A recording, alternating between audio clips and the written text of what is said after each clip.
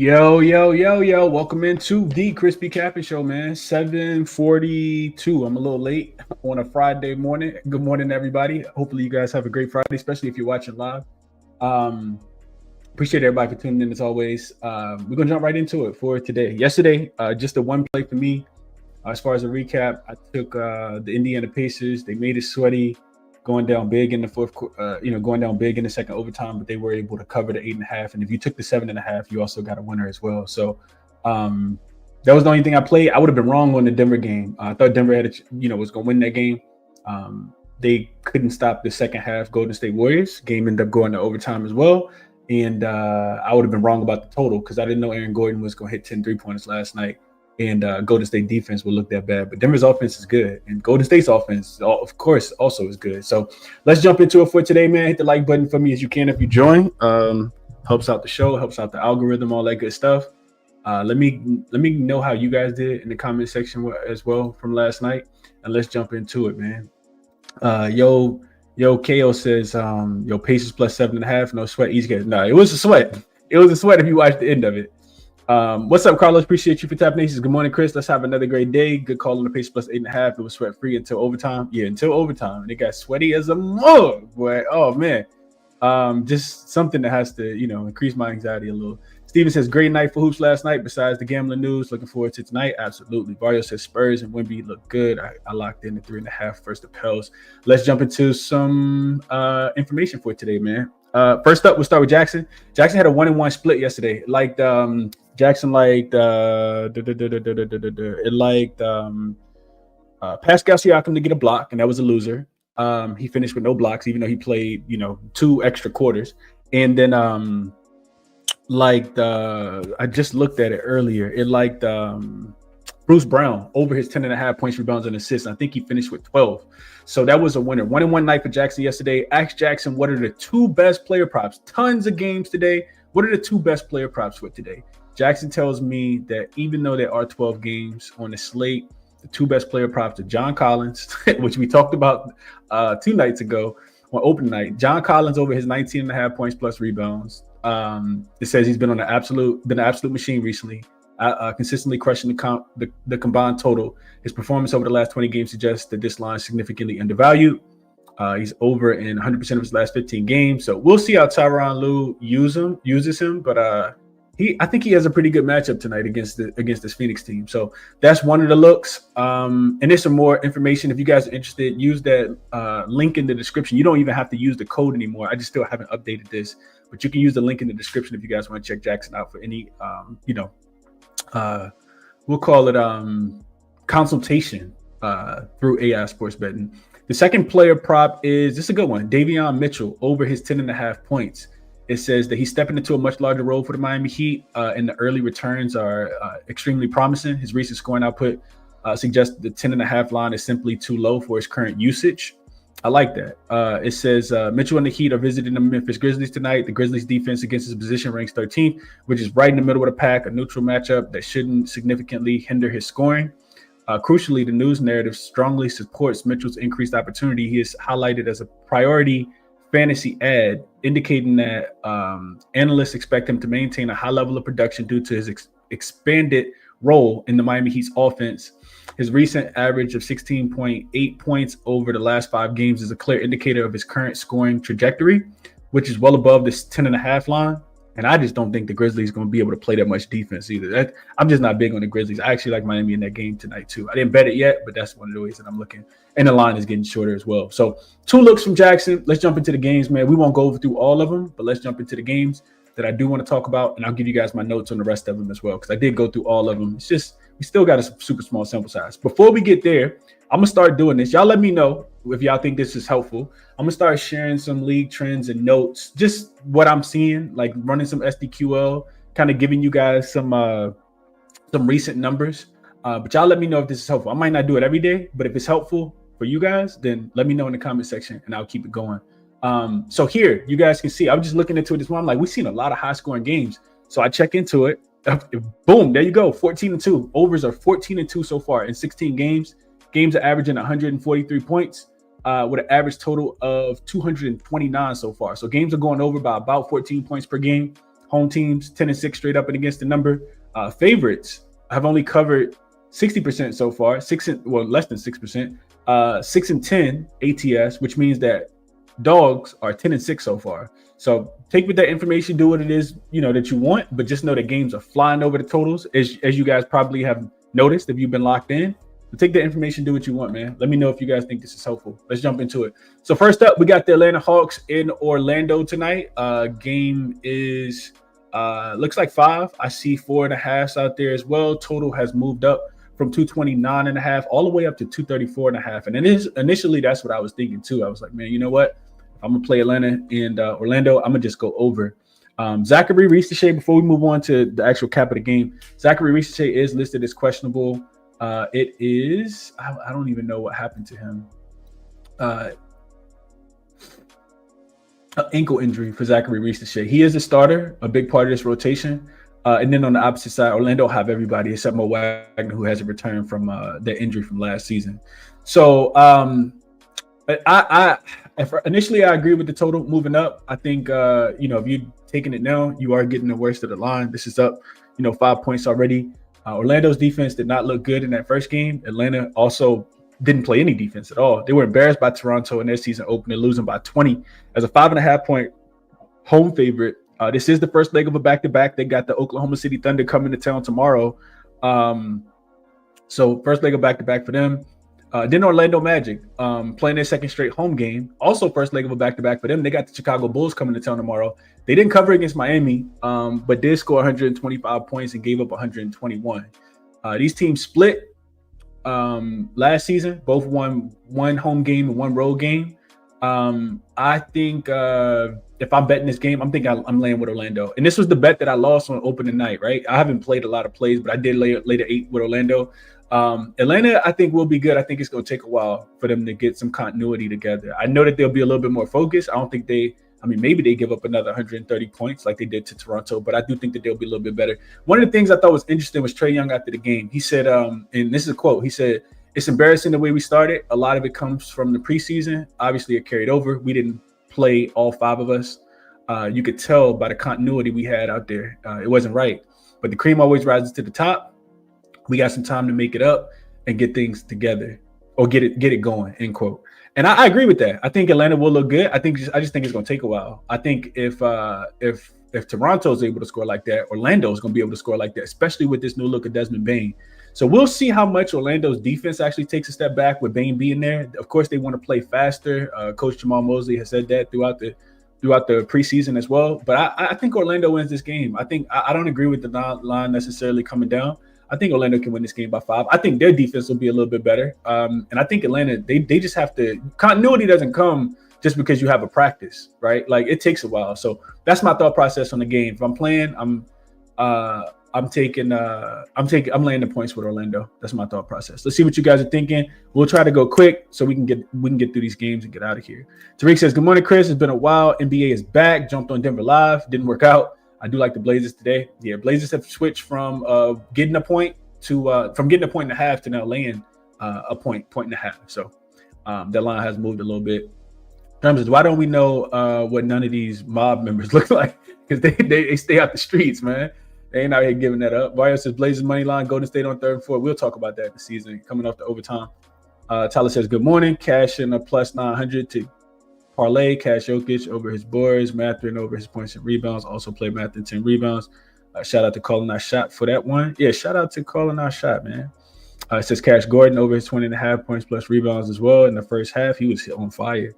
Will says I'm still taking Golden State tonight, plus 116, even on the back-to-back. Blazers dealing with too much drama right now. Yeah, that's a fact. I thought about that game long and hard. I was already looking into it yesterday because as the points were made, I had already circled that already as well. Not only is Golden State, and I'm getting ahead because y'all not paying attention. Y'all got to stay on the game that I'm on. But the Warriors have played all 3 games in different cities too. Right? Remember, they were in LA to start the season. They beat my Lakers. Then they go home. Now they got to go to Portland. So 3 games, 4 nights, back-to-back, overtime, all that good stuff. I'm staying away from that game. Maybe I'll take something live. I do think Portland's going to be a tough out, even with the Chauncey Billups stuff that's going on. What up, Jay? Appreciate you for tapping in. Gail says we getting it early. I do agree with the over. Chris lean Orlando. Same, Tariq. All right, let's keep moving. Next game we got up is the Cleveland Cavaliers and the Brooklyn Nets. Won't be on this one long. We'll start with the injury report. Cleveland has a bunch of guys on the injury report. DeAndre Hunter listed as questionable, who did not play the other night. No Max Strus and no Darius Garland, of course, to begin the start of the season. And the Brooklyn Nets have Hayward Highsmith listed as out. Drake Powell listed as out, and Danny Wolf listed as out. So Brooklyn is going to suck. I told you guys the other day, we cashed Charlotte minus the 5 pretty easily. This is their season opener, their home opener. And you got Cleveland, this line opened at 12. It's moving to 13 and a half. That's a big number, but I do think Brooklyn's going to suck that much this season. Cleveland lost by 8 as a 2-point favorite a couple nights ago against the New York Knicks, of course. They played the Bucks on Sunday. And then the Brooklyn Nets lost to Charlotte by 19 as a 5-point road dog the other day, and they play in San Antonio on Sunday. Cleveland has done really, really well against Brooklyn recently. They've won 7 straight, 9 of the last 10 in the head-to-head matchup. Brooklyn covered 2 of the 4 spreads last season, though. So the way I was thinking about the game yesterday, and the way I think about it right now is I agree with the total going up, 227.5 up to 228, some 228.5s out there as well. I think that is the right play if you play this game. I look at Charlotte being able to score the basketball as good as they were. I think if DeAndre Hunter plays today, Cleveland offense will be able to get whatever it is that they want. They'll take a big downgrade from the New York Knicks defense to this Brooklyn Nets defense. I think both teams, hopefully Brooklyn, you only worry about Brooklyn not being able to score, but one thing I looked at was road favorites laying double. I'm not going to run a whole bunch of SDQ at the beginning of the season, but I wanted to point this out. Road favorites that are laying double digits throughout the first 5 games of the season are 11-6-1 to the over. That's 65%. Brooklyn defense is terrible. Cavs offense, again, like I said, should look a lot better. You just worry about Brooklyn being able to contribute a little bit as well. So I lean over. Didn't play the game, though. Just real quick, wanted to give you guys my thoughts on that one. What up, Cheese? It's good to see you, Chris. Been a minute. Appreciate that, bro. Hope all is well with you. Talis is going to start posting my pick. I'm going to start posting my pick on any Chargers game I play in here. Fade me because I'm 0-4. I hate that team. Stay on schedule. Yeah, I'm going to try my best, bro. Tariq says, you see a lot of overs because the players won't shave points. Wow, that's a fact. That's a fact. Cleveland team total over for it. Tariq, let's see what that number is. I feel like when I was looking at it yesterday, I was looking at this game in the middle of the day yesterday. I feel like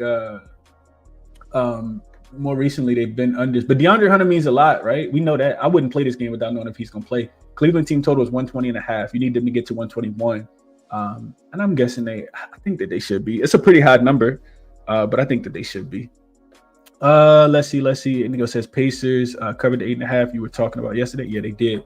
Glad they did. I needed that. All right, next game up, the Celtics and the New York Knickerbockers at MSG tonight. Let me get back to my screen. All right. So what I got here, let's start with the injury report. We got the Boston Celtics without Tatum, of course, no Luka Garza. The New York Knicks have OG Anunoby listed as probable, Karl-Anthony Towns listed as questionable, Josh Hart listed as questionable, and Mitchell Robinson listed as out. So I'm definitely not playing this game without knowing the status of those guys. So I'll just tell you guys that Boston, of course, has playoff revenge from last season. They lost in 6 last year at MSG by 27 points. That was the game that Tatum got hurt. Well, no, it was 2 games before Tatum got hurt. Boston also lost to Philly by 1 as a 6. They ended up closing as a 6-point favorite 2 nights ago. They play in Detroit on Sunday. The Knicks beat the Cavs by 8, and they play in Miami on Saturday. No idea what to do with this game. I initially leaned Boston. I think with them getting this many points, it does feel like probably should be a little bit shorter line, and that's what we've seen. This opens 6.5, and it's down to 4.5 now. I guess I agree with that. I think I just kind of feel like the Knicks can run off, especially if everybody plays for the Knicks. Like if Josh Hart comes back, if Karl-Anthony Towns is out there, like I feel like they can run off, and just close the game on a run to where they even cover this number. Boston's going to take a step back this season. And losing to Philly is kind of heartbreaking, especially when Embiid has 4 points. So I need to see a little bit more from Boston. I know that they'll be locked in for this game, though, because they lost in the postseason. They probably maybe even looked ahead towards this game because they knew that they were going to be back. But I don't like what I'm seeing from their bigs, man. Like losing Porzingis, losing Cornette. I'm not big on these bigs that they have at all, but we shall see, man. We shall see. It's not a game that I'm betting, though. So I won't waste your time too much. Just giving you guys my thought. Vaughn says, good look on Indiana yesterday. You were so confident in them. I took them first quarter, first half, not full game, but you cashed easily and you were able to go to sleep, turn the game off. Tariq says, I like the over in the Knicks game. I think over too. I don't think Boston's defense is going to be as good as it was last year, especially when you let a rookie come in there and take your lunch money like they did the other day. We shall see, though. Playoff revenge, I feel like typically go under. This total is on the move up, though. 227.5 at open, up to 230.5 on a couple books, but 229 is the census. All right, next game, Bucks and Raptors, one that I actually did bet. So we start with the injury report. Milwaukee has Giannis listed as probable. Kevin Porter Jr. is listed as out. And then for Toronto, Murray Bowles is listed as questionable. He didn't play the other night. And Jacoby Walter is also listed as questionable. He also didn't play in their opener. So yesterday when I'm looking at the game, probably 1 o'clock in the afternoon yesterday, KPJ, I wrote in my notes that he was most likely not to play. He has already been rolled out, of course. He only played 9 minutes before he went down with that injury, and I kind of felt like he wasn't going to play in this game. So Milwaukee is supposed to have one of the deeper benches in the league. I think that's important to note. Like we've heard multiple times. I even listened to Doc Rivers talk about it. Some of the players talk about it, how they think that they have the best bench in the NBA. Benches typically play better at home. And I think Toronto also has a very, very good bench, a very, very deep team now that they have all their starters, and everybody kind of acclimated. My game one takeaways, although, of course, it's a one-game sample size, Milwaukee, I don't like what I saw defensively from them. I know that they were playing against the Washington Wizards. Maybe they let up a little bit, but the Wizards shot 40% from the three-point line, ended up with 120 points, although they gave up 130, of course, 33 because the Bucks won, I think, by 13. So, again, it's a super small sample size. But Toronto, on the opposite side, they held an Atlanta team that's projected to do a lot better than the Washington Wizards is to just 29% from the three-point line, 42% from the game. They also are a really good rebounding team. They also got out and running transition. Milwaukee also, you could say Toronto, if you're big in revenge, you could also say Toronto has a triple revenge in this spot. They lost to the Bucks 3 times in a row last season. Of course, they were shorthanded in all those games. So I took Toronto. I took them on the money line here. I think it was minus 120 when I sent that out yesterday. This line is up to 2 on a couple books. I see a 2.5 on BetMGM. 2.5 on BetMGM as well. I know Miles Turner is there. Top Miles Turner is there. I know Giannis is there. But if you're the Milwaukee Bucks, I think you're just gonna get a ball to Giannis and hope that he can get downhill. I feel like Toronto has enough length to be able to slow him down. The other thing that we got to mention, I thought about this the other day. I thought about this on Monday night Wednesday night after the games went off. Toronto does this really good job. We got to remember this from last season. They do a really good job of taking away assists. It's not as prevalent in this game because Milwaukee doesn't have a true point guard out there. Looks like they'll start. Basic projection I'm seeing says Ryan Hollins and AJ Green, Gary Trent Jr., who is coming back to Toronto. And then, in my opinion, Giannis probably going to be a point forward. But I say all that to say we got to make sure we're capitalizing, especially when this Toronto Raptors team is at home, especially when they're dogs, especially when they're more rested. We got to make sure we put in our notes that the Toronto Raptors don't allow that many assists. It's just kind of go back to last season. I think Trae Young had 4 or 5 assists, and Trae Young averaged damn near 12 assists last season. So just something to note. Take that and write it, put it in your mental notepad or your note section on your phone. I did play Toronto though, minus the on the money line here. What up, Adam? Says happy to be back. Let's make some money. Appreciate you for tapping in, Adam. Hit the like button for me if you can as you join also, especially if you joined late. Tyler says Giannis triple-double plus 490. J Core 1 says Giannis assists versus the Raptors since 2020, 8, 9, 10, 2, and 13. What is his assist listed at today? I'm not going to look at it right now, but I'll make that note to myself because I would want to take under if I'm being honest. But I know Giannis going to have the ball in his hands a lot, especially without KPJ to facilitate. So I'll make myself a note on my notes to check out Giannis assists. I'm probably not playing 2 plays in the same game, though, especially with all that we have on the board for tonight. So, all right, so next game, we got the Minnesota Timberwolves and my Los Angeles Lakers. This is actually the last game that I'm going to give you guys a detailed breakdown on. and then we'll rip through the other games that I missed already. So Minnesota and LA. Let me go find it. Injury report. Minnesota has nobody on the injury report. The Lakers have, of course, Braun listed out. No Maxi Kleber. Luka did go through. He did go through practice yesterday, full practice. Even though he's dealing with that groin injury, if you watched the full game, you saw him kind of hampering a little bit. But he was a full participant in practice yesterday. And then Austin Reeves is expected to play, but he's dealing with some ankle discomfort. I saw this actually come out yesterday as soon as practice was over. And that's big, man. The Lakers, of course, have playoff revenge. They lost, 5-4. They lost in 5 games last season. Minnesota, smacked us up in the first round. And the way I see things, yes, it's a revenge spot for the Lakers. Yes, there's always some drama circulating in LA. I just feel like Minnesota's the better team. Minnesota, they played with their food a little bit early in that game against Portland. Had to put together a really good fourth quarter. I think they won the fourth quarter by like 11. Ended up not even covering their 4.5, depending on what number you got. But they end up winning the game by 4. They host Indiana in their season opener on Sunday. I don't think that's too much of a look ahead spot either. And I think that there's something to say about the Minnesota Timberwolves just wanting to beat the Lakers.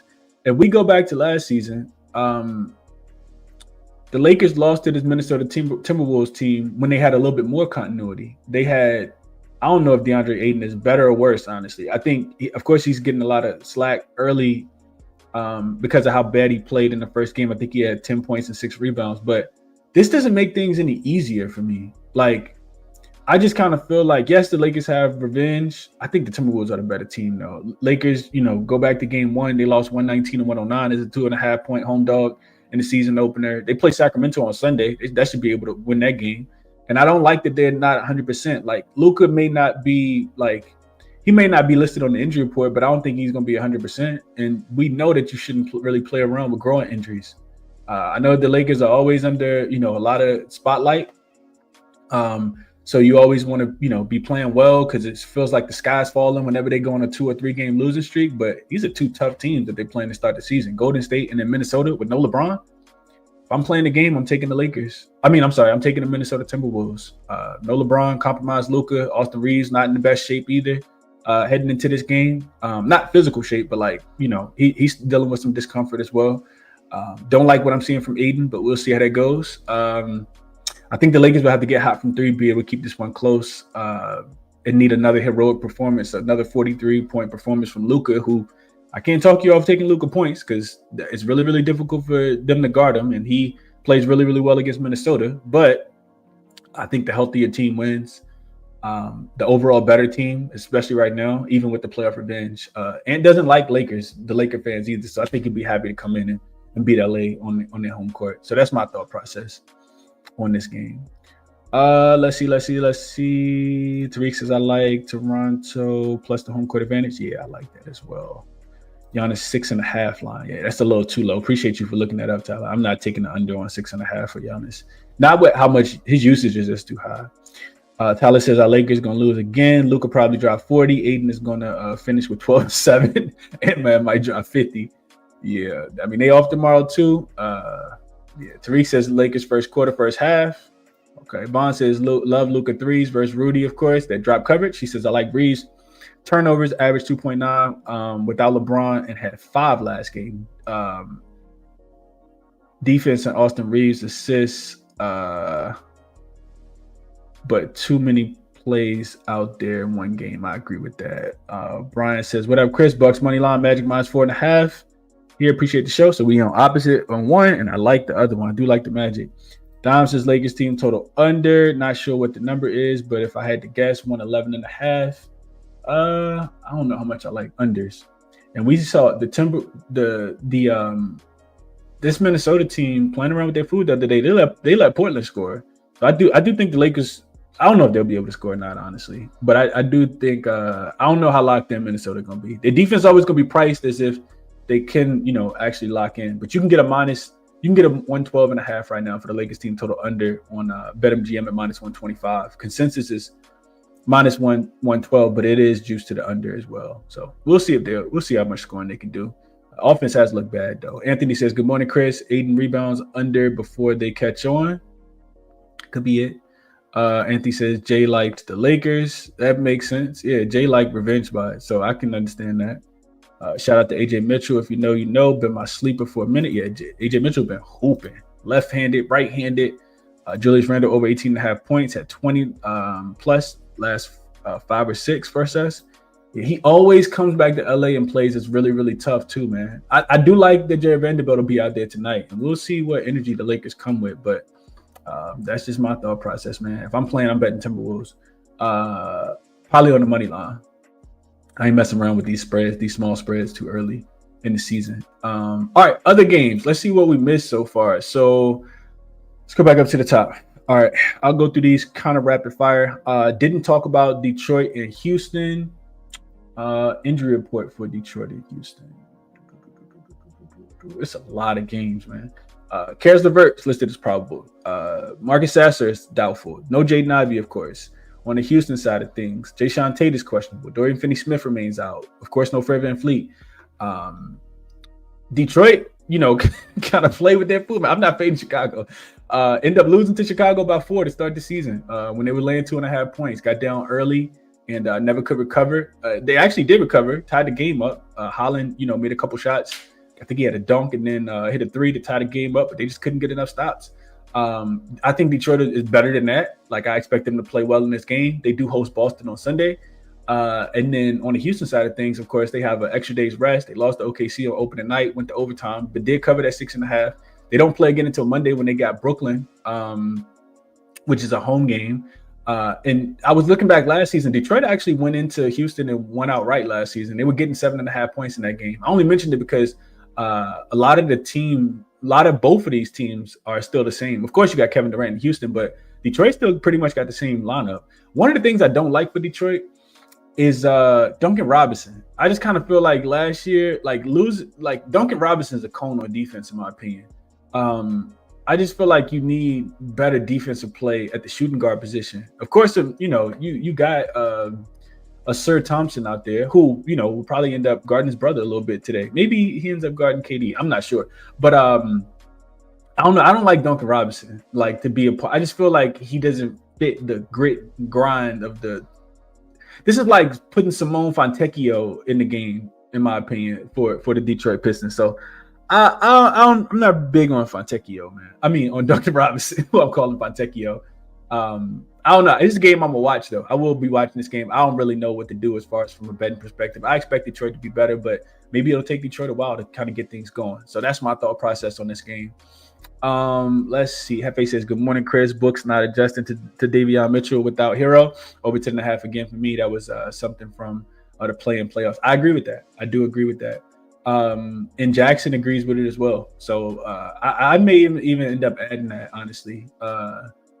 I like that look a lot, and it may be the only thing that I play in that game. Down since he took Houston minus 5.5. Tyler says, "Feel like the Wizards is in a good spot for Flag to have a big game." Yeah, so let's move on to the next game, which is let's see if we can speed up a little bit. It's 8:10. All right. So which didn't I go through? Detroit, Houston, Miami, Memphis. They're on the 2.5 now. Damn, I missed the best of this number. I was thinking yesterday how I told you guys game 1 I wouldn't really lay a lot of points with Memphis. Memphis probably shouldn't have covered against the Pelicans the other day in their season opener. The reason why they did is because it was just late. Like the Pelicans just literally couldn't score the basketball. They threw the ball away. Zion threw the ball away on that last play when he was trying to get it in to Trey Murphy. Just threw it straight out of bounds. And Memphis I think the Pelicans probably scored in there, and they probably end up covering the spread. Miami looked really, really good in game 1. They lost to Orlando, but they put up 121 points versus a very, very impressive defense. They do host the Knicks on Sunday. So I think Miami, even with the total, I think it's going in the right direction, 231.5 up to 233.5. Maybe Miami team total up and over. Memphis, like I said, they won by 6. They were laying 4 on opening night. This is the first leg of a back-to-back. They got the Pacers coming to town tomorrow. And then Memphis has also beaten Miami 3 straight times. They've covered 2 of the 3 spreads as well. They played in 4 straight unders, and 7 of the last 10 have stayed under the number between these two teams. That's what I wrote down in my notes yesterday. I like Miami. I think they should be able to get the job done. What I don't like is that Bam was in South Carolina last night with Asia Wilson when she was getting inducted to the South Carolina Hall of Fame. That like, come on, Bam. Like, I need you to lock in a little bit. Need you to lock in, Bam. But I do think that they got enough to get the job done tonight. I didn't go over the injury report, but of course, no Terry Rozier, right? Don't got to worry about that. Tyler Hero remains out as well. Their rookie is also out. Caprice, however you pronounce that. I'm not sure. I butchered it. Respectfully, apologize for not being able to pronounce that. And then on the Memphis side, KCP listed as questionable. Ja's questionable. You're still without Edie. You're still without Jerome. You're still without Scottie Pippen Jr. You're still without Vince Williams. And I think I said Brandon Clark already. So I think Miami, I think the line's moving in the right direction. Didn't play the game though. Vaughn says Duncan Robinson might be the worst defender than Luka. That's saying something. Yeah, I want to go back and see his numbers from last season when he was on the floor with the Miami Heat. All right, let's go through the next one, which is San Antonio in New Orleans. I played this yesterday. The line has moved though, so I that's one of the reasons I didn't make a graphic for it today. I did see that Messi was listed as questionable. We'll see if he plays. No Looney, of course. No DeJounte Murray. De'Aaron Fox remains out. No Jeremy Sohan. No Kelly Olynyk. I think what I put in my notes was so San Antonio, of course, looked really, really good in game one. They beat Dallas by 23 points as a 3-point dog 2 nights ago. Defensively, they were amazing, allowing just 92 points.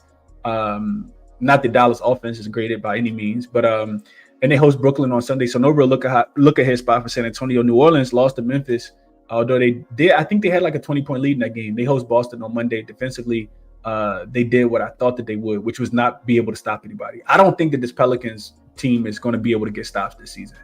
Jordan Poole, since he left Golden State, in my opinion, just makes every team a lot worse on defense.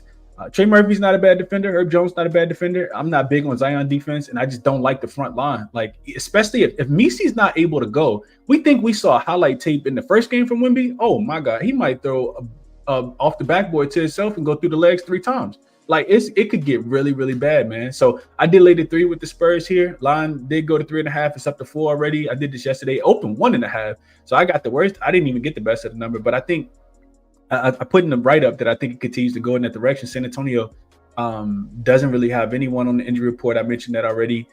Think about if Misi can't play in this game. Like Zion, he had 40 and 15. He might have 60 and 25. Like, it could be a lot of barbecue chicken tonight for the Pelicans, who already don't have the strongest front line. No Kevon Looney being there. Being able to slow down Wemby is going to be hard, man. So it seems like a layup, easy, super easy play. They don't always cash, but I'm willing to take my shot in this one, live with the results. If you could beat Dallas by 20, a solid defensive team, I think that you should be able to run it up against a poor offensive team like the Pelicans, even though you're on the road. And they were on the road in game 1 too, and the Pelicans will be at home. So we shall see. All right, I need to keep moving. That was that. Washington, Dallas. What did I write here? So Daniel Gafford listed as questionable for the Dallas Mavericks. Dante Exum, Kyrie Irving, of course, out. Bilal is still out for the Washington Wizards side of things as well. This number was a little bit too big for me, even though Dallas has kind of owned Washington. So it opened yesterday at 11.5. It is 10.5 now. So Washington actually taking a little bit of money. Total's going up from 227 to 228. Washington just gave up 130 to the Bucks as expected. They host Charlotte on Sunday in their season opener. And Dallas was embarrassed by San Antonio. Lost by 23 as a 3-point home favorite. They host Toronto, which will be their 3rd straight home game to start the season on Sunday. Dallas has beaten Washington 4 straight times. They've covered the last 2 spreads, both 13 and 13.5. The way I see things is, yes, Dallas, they need a point guard really, really bad. However, going from playing the Spurs defense with Wemby to playing the Wizards defense should make everything look a whole lot better. A big difference. Difference between night and day, honestly. The books are anticipating it too, which is why the spread is 11.5. I saw a post that said Charles Barkley said Klay Thompson's gonna be delivering his DoorDash soon. If he play against the Wizards, he'll probably look amazing. I think he had 10 points the other day. I want to fade Klay this season. He does not look great at all, but I won't be doing it against the Wizards. That's for sure. If I'm betting anything, it's probably just like a Dallas team total up and over. I think Washington will continue to play fast. And this will be the game that Anthony Davis looks like, maybe even look like Wemby. Alex Sarr's not too bad of a defender, but he's going to have his hands full. And they don't really have any kind of frontline defense at all outside of Alex Sarr. So that's my thought process on this game. Dom says he took over. It scares me. The Spurs are so public. The Warriors were public in game one against the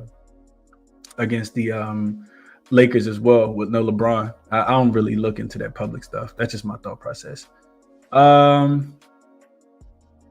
All right, let's keep it moving, man. Next game up, go through that one real quick. Utah, Sacramento. I don't really have any strong opinions on this game. I kind of want to see both of these teams play again. I know that Utah is not good, but they look really good in game one against the Clippers. And I know that the Kings, I don't ever want to lay points with all season. Let's see, real quick from an injury perspective. Gorgeous Niang is out. Isaiah Collier is out.